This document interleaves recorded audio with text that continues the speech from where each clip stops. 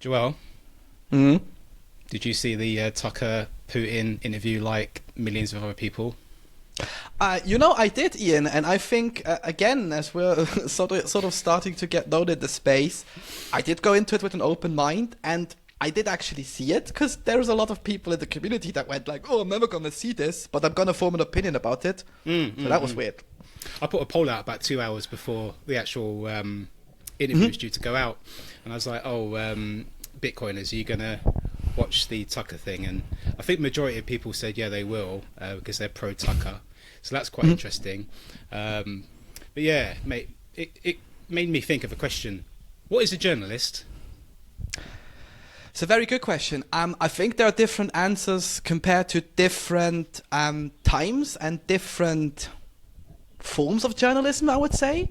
But in the simplest of terms, to me, a journalist is someone that is actually the fourth wall between the everyday citizens that need to make an informed information about their electorate and how they want to vote or how they want to live their lives, and the narratives that are being pushed. And to me, it has always been clear I'm not like the truth teller as a journalist. I'm here to report the facts I've been giving, ideally in a balanced view. Because let's face it, all of us have biases. We live in the Western world. We have Western bias. If someone lives in Africa or Asia, they have different biases. And this is sort of my definition. It's showing the events that happened in a as balanced view as possible without trying to influence their readers or their viewers or generally their audience. But apparently journalism has turned into either being a clickbaity guy, being against or pro everything just for the sake of it, or heck, in the midst of the mainstream media, just being mostly a pro-state outlet, which is fine in its own terms. Like, don't get me wrong. I think there are definitely cases where you can say like, oh, okay, that makes sense. Things like, I don't know, should we kill people, yes or no? I kind of go like, well, maybe not a good idea. If that's the stance, if that's against the establishment, that's maybe a good idea. If not, the other way around. But yeah, that's my definition of journalism. And why should you be anything else, right? Yeah, mate, we're in a weird place in the world at the moment. Because obviously legacy media is being co-opted by centralized narratives, and it's funded by organizations that have an agenda and a narrative that they try to sort of push as propaganda. And then this topic of independent media comes up as well. And I want to explore that a little bit, because obviously journalism, as you're quite right, in the sense that it's providing and there's much of an objective view on the issue that is being reported as possible for people to make up their own mind. And of course, the journalists themselves will have their own inbuilt biases and allegiances, I suppose, as a human being on this planet, and not, some sort of like non-feeling machine. But at the end of the day, yes, the job of a journalist is to gather as much information as possible and to present it to the public, right, to make their own informed decisions. And in a way, it reminds me of investigating a crime, right?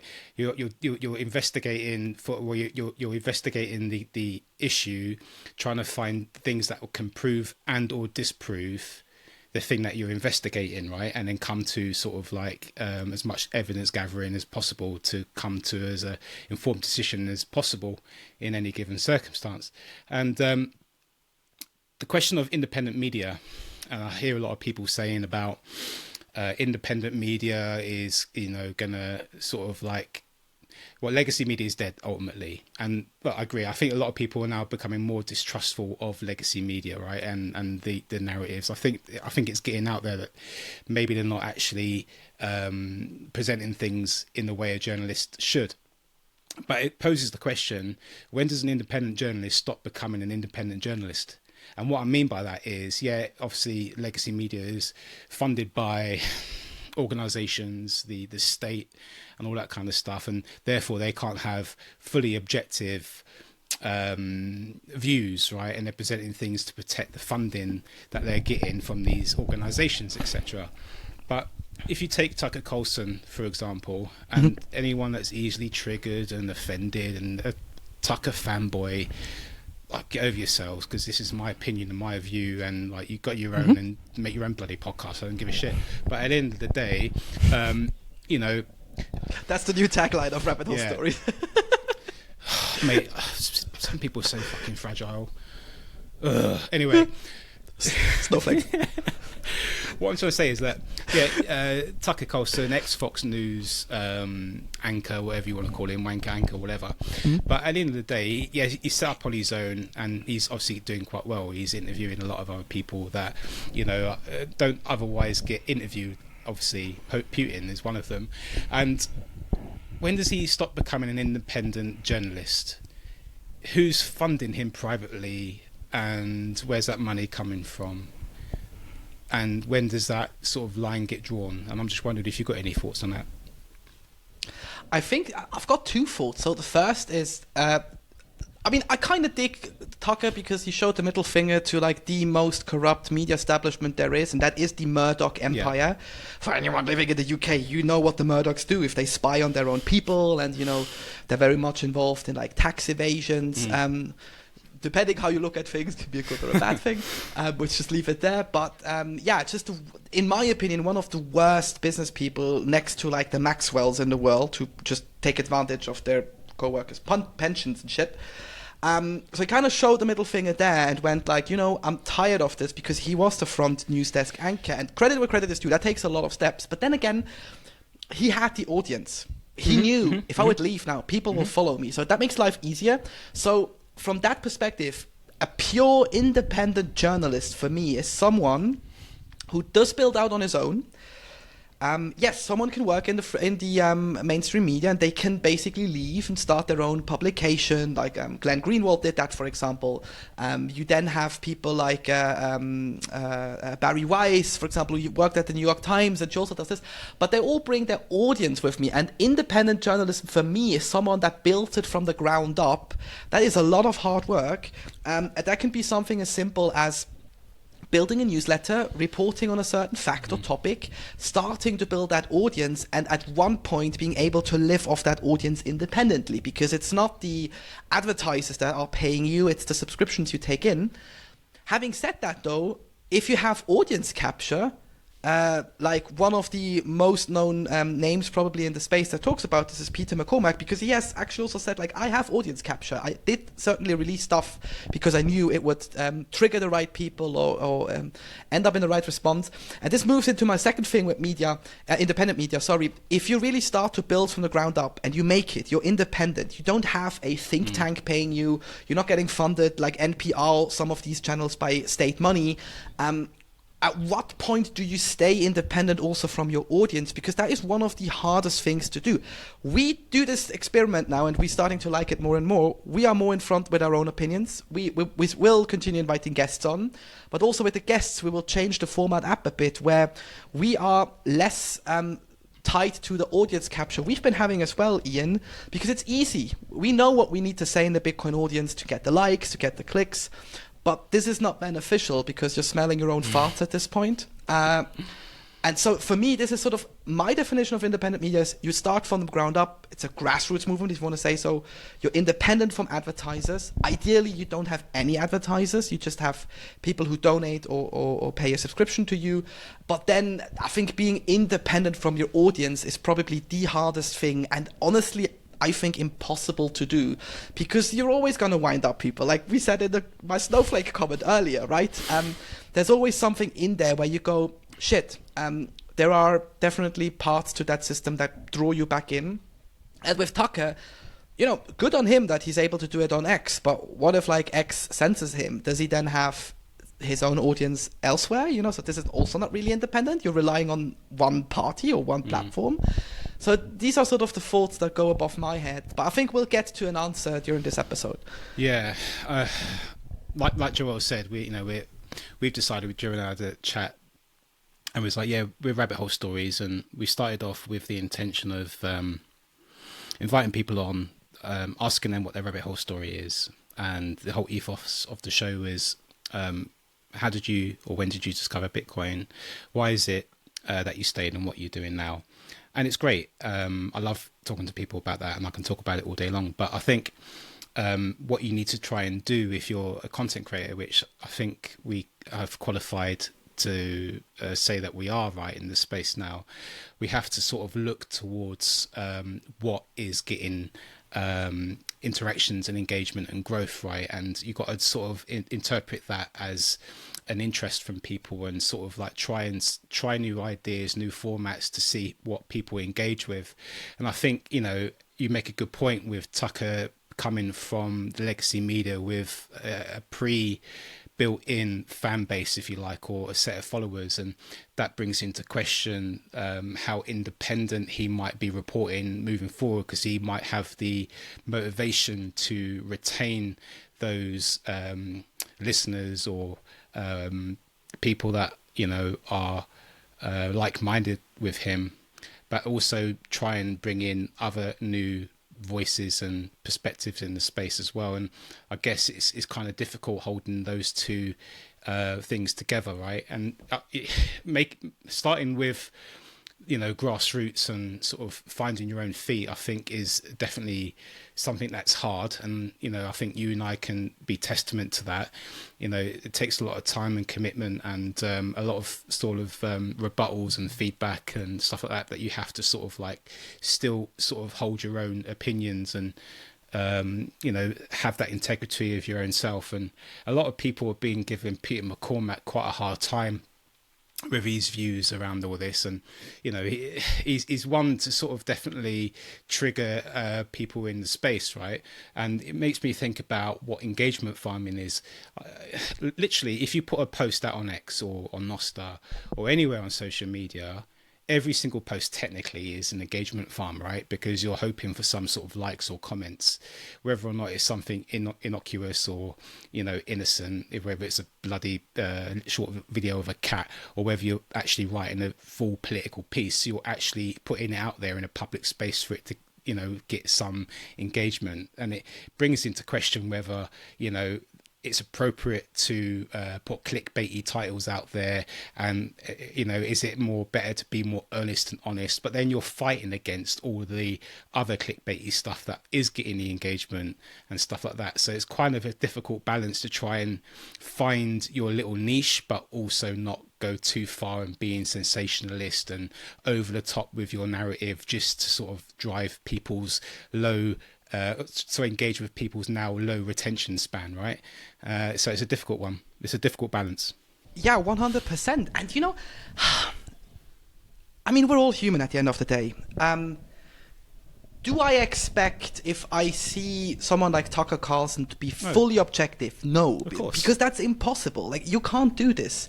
And this is kind of my attack on against Tucker people. And these are really also friends I've seen posting stuff like yesterday before the interview went live, going like, you know, again, these things. And I went, have you seen the interview? Like, wait until you can actually make up your mind about the information you've been given. And then on the other end, the same applies to the people that are super pro, because you can be sort of blinded in your approach.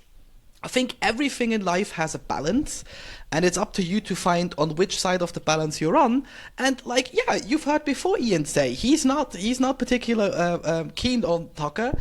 I kind of dig a lot of the journalistic stuff he does. And guys, before anyone comments, Tucker is a fucking journalist. He worked 25 years in TV anchoring. Before that, he was, I think, 10 years at the newspaper and magazines. Like, even if it's mainstream media stuff, come on, this is stuff. Oh shit. Ian had to throw a tantrum because I just said that. No, the guy worked in the media landscape. So in my book, he did what other journalists did day in, day out. But we're doing the same thing if we're Bitcoiners. If you've been in Bitcoin for 10 years and you're still tweeting up the same hopium stuff, are you really better than a Tucker Carlson who's been working the same time in journalism? So I think these are the minds I've been having, thoughts I've been having on my mind, sorry. Yeah. And yeah, at this point, I kind of go, okay, if he's really balanced now, Tucker that being, he should actually ask for an interview with Biden in the White House. It's not been verified. I've read that his producers reached out and tried to get an interview. And I think obviously with Tucker's political views, he would get denied that fact in the White House. But, you know, if like Biden wants to be the bigger man now compared to Putin, that would actually be the right thing to get on that interview. So I think unless these things don't happen, It's very unhealthy to always go into assumptions, but it is definitely a tricky thing. And what I also loved about the mainstream media with this interview is, I read it 2-3 hours ago. The Financial Times put out a title, Tucker is Putin's puppet, because they both refuse gay rights in their interview. And sort of everyone in the comment went, oh, God. Okay, we do know that they both do this, but they've not talked about gay rights in that 2-hour interview at all. I think at one point, Tucker maybe mentioned that, okay, LGBTQ rights are a bit different in Russia than to us in the US, but that's a different topic. And then he moved on. And then I kind of went like, okay, is the mainstream media really missing a golden opportunity for them to say,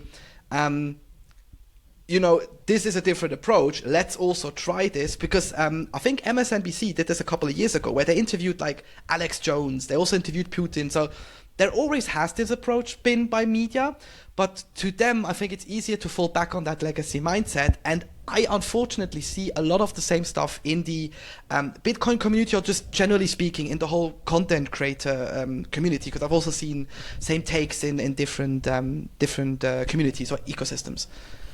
One of the things I think some criticisms I've come across with this whole Putin-Tucker thing was Tucker allowing him to go on for the best part of 30-40 minutes on this monologue about Russian history. And I've got, different... I can see all the different perspectives, I think, in the sense that, yes, I understand as a journalist, when you're interviewing somebody with some sort of investigative questions that you might have for them, particularly when there's a time limit involved in an interview, which there didn't seem to be one during this one, because it was just sort of like no time limit. I think he made that clear at the beginning of the interview. Yeah. But, people saying, oh, he didn't get hold, he wasn't in control of the interview in that sense, and people were saying, oh, a trained KGB officer, he knows the tricks of trying to put smoke and mirrors out there, but so does the fucking West and the Americans and everyone else. It's the same fiat political bullshit that gets drummed in. It's smoke and mirrors, it's distraction, it's fiat political propaganda and smokescreen narratives, right? And what I found interesting, actually, reflecting on it, is the other perspective of the fact that it's not often that Russia or Putin gets the opportunity to get heard by Western ears, and it will be prudent of him to try and make as much time as possible to lay out as much as he sees the history of Russia. So people that the millions of people that have now watched this interview can sort of see a little bit of the perspective from the East, or Russia and their history, and maybe sort of like scratch behind the surface a little bit of the narratives that we've been given in the West, right? So I think that was useful. Yes, and when I saw this, so I listened to the interview a couple of, like the 10-15 first minutes, I listened to it because I think I was on my way to the city, to a coffee shop or something, and then I watched it. So like working, listening, and sometimes watching over to the phone. And I remember sitting there in that particular time frame, and I mean, Putin went back to like the 8th century or something, and then the 13th. Like, he gave the whole perspective. Yeah, mate, it reminded me of something similar to how a Bitcoiner might be orange pilling somebody. This is the history of money, right? Yeah. This is how hard it is to orange pill somebody. I was kind of like, it's refreshing to see a president of a country actually remembering the words he says. That's a slight dig, obviously, at the Americans. But then I kind of went, okay, Tucker waited for him to finish the history thing and went, but why is that reason enough for you to attack another country? Fully legitimate question. And he was also very much aware, like, oh, but wasn't that the other way around with, like, in the Western world we see this and that? And this was the benefit, I think, from that interview for me, going like, holy shit, first of all, I know nothing about Eastern European, East Asian history. And secondly, if we look at history, it's always been told from the winner's perspective, right? I wouldn't categorize Russia as a winner in any historical context. There's always been a push up, ended up in a dictatorship, and then a fall down, and sort of it always repeated itself. And if you then take in this consideration, you kind of go, okay, interesting. There might be something to this. Again, does it legitimize what he's done? Probably not. But then again, maybe if we would grown up in Russia, we would sit there and go like, yeah, it legitimizes it, because you can't really walk that person's other mile in their shoes unless you've actually experienced these kind of things. And this is where I went, I think, down a small rabbit hole in the interview, and I realized we're all being so much shaped by our influences in life, the way we've been brought up in these things. It's very hard to stay objective there and to not fall into either camp or either side or whatever you want to call it, unless you are, I think, an emotionlessness robot or something, because otherwise you do have some sympathetic and some enthusiasm for other things which others just don't. So this was sort of my learning out of the interview. Would I agree with everything that's being done is good? Absolutely not. Do I understand some of the arguments that have been made? Of course I do, because at the end of the day, there's a difference for everything. But does it legitimize that this was like the best interview or something of the century? I don't think so. There are definitely others out there.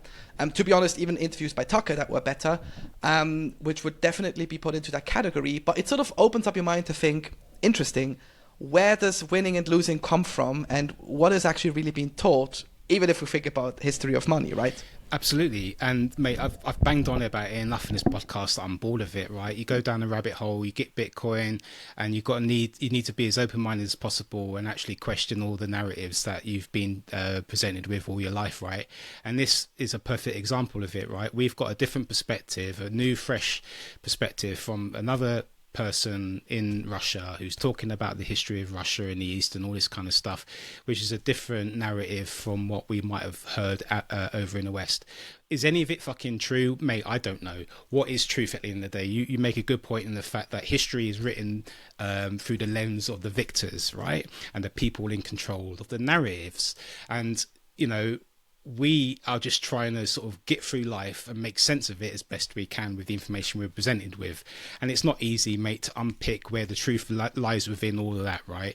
Because at the end of the day, you've got broken money, you've got politicians that are trying to consolidate and build wealth and power, and in that they're going to sell you a fucking donkey and just keep with the bullshit just so you can keep calm, carry on, get off to work, pay for the shit that they get for free. And it's difficult to unpack where the truth is in that, and there is no real fundamental truth in anything. Yes, you can argue Bitcoin is the definition of truth because one transaction to another, and I've heard this before as well, but mate, truth is never going to actually become something that we can actually define properly with, I can try and be as objective as I want to be or try to be, but that's never going to happen. I'm never going to not be biased in my mindset and my views. And we need to get on into understanding that about ourselves and each other. And mate, the amount of people that are in the Bitcoin X space that hold on to this legacy mindset with their life, and I'm like, mate, just at least try and take on other perspectives and just stop digging your heels in so hard that it's becoming difficult for other people to engage with you, because why the hell are you on here in the first place? You know what I mean? And you know what I sort of miss sometimes, and this goes much broader than this interview now. Where are the grown-ups in this community? God. And I mean, not like we have teenagers of shit on, but like the best example I can give you is at my day job. Sometimes I get an email like, "Why is your app, for example, closed source? Bitcoin should be open source." And I kind of went, "I fully understand what you mean, but please look at this from a business perspective. If we open source the app and at the end of the day, Relay is a company for profit. That is the goal. This is how we are going to pay salaries and offer a service so people can stack sats. There is a much more riskier business decision if we open source and someone takes that code and makes their own app. Granted, they have to do the same amount of marketing, the same amount of proof of work, right? They're not getting a shortcut. But as a business, it's more riskier to open source than to be in closed source. And I think this is, if you just work in an everyday job, you know about stuffs like competitors advantage, first movers advantage. These are just things you do. But then also stuff like with this interview now in the community where I go, for fuck's sakes, like, please watch the interview first, make up your mind. You don't have to agree with everything that's being said, but take the learnings out of it. If you learn something every day from whatever you do, I'm under the impression that you will have lived a very fulfilling life because you actually did something, right?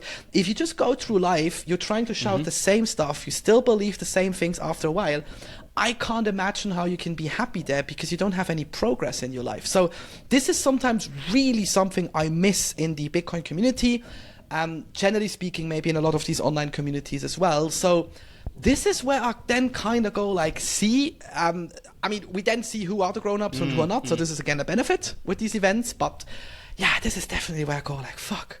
Where are the grown-ups in this room? Where are you? Let us know if you're out there. Because, yeah, you're right. Absolutely, mate. It's just so many... there's so much bickering going on. And I understand there is room for bickering and stuff like that. And, you know... social media, going back to the whole bloody going to for the plot episode here again, but at the end of the day, you know, social media is there designed to sort of get you trapped in this sort of like engagement, right? And we should really elevate ourselves into that and actually seek out these different perspectives, right? And yeah, it's just a lot of silliness out there, mate, and it's frustrating. But I think this is what you and I are trying to now do, is sort of create content that is talking about this stuff and putting it out there, and maybe start the conversation that the adults can join in with, right, and engage with us about. So yeah, let's see, mate, we'll see. And I mean, speaking of that, like we also see some, you know, reactions like to your sailor video, for example, where someone commented like, "Oh, how feedback dare is you welcome. You attack might the mighty sailor?" Sarcastic response, but hey. Yeah, but that's a character. You have to live with that. Like, come on, that's funny. I think they know if they would tell this to us in real life, like we wouldn't punch you, wouldn't slap you, we would actually have a laugh as well and take it in. And also today, I've also got a feedback about the latest newsletter I've written. I kind of went through it and went like, shit, this is subpar. Like, this was a shitty work you've done. So what I'm going to do next week is I'm going to work on that a bit, see if I could improve this and that. And, you know, you start learning and you start developing. So even for the listeners, if you don't agree with our viewpoints, great. That is the idea why we're doing this. We want you to start thinking about these things. But as Ian said, go into it with an open mind. Go into it with curiosity. I mean, it's not for nothing that we stay curious at the end of each episode. Because this is what you need to do, and you need to find out ways to, I think, deal with this stuff, because a lot of it is propaganda, as Ian said. A lot of it is engagement farming in our community. And at the end of the day, please bear in mind, guys, these are still all people working for these large institutions. Putin is a politician.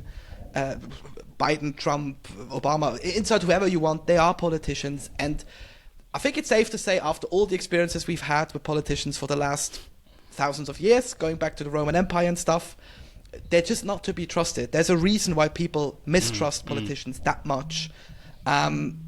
And you should always take everything they say with a grain of salt. You should find the learnings you could take, and you should really let it be if there are these childish discussions, because they're not going to actually improve your life at all. And lastly, before we round up the episode, on the feedback thing, there's feedback and there's just